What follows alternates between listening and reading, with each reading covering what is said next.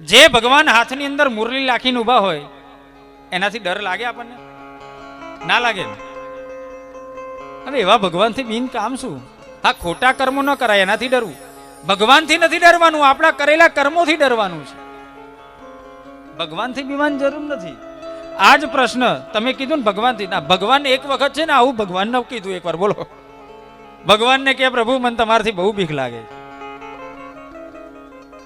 કે મને તમારી એટલી બધી બીક લાગે. ભગવાન કે મારા હાથમાં સુદર્શન ચક્ર જ્યારે રાખું ત્યારે ડરતવા સાચી, પણ હાથમાં મુરલી લઈ અને વેણું વગાડતો હોઉં ત્યારે મારાથી ડરવાથી જરૂર શું? ભગવાન કહે છે જીવ મારાથી ન ડરીશ, તું તારા કરેલા કર્મોથી ડર. હું તો તને એકવાર માફ કરી દઈશ, પણ તારા કરેલા કર્મ તને ક્યારેય માફ નહીં કરે. માટે ભગવાનથી ડરવાની જરૂર નથી, આપણા કરેલા કર્મોથી ડરવાની જરૂર છે.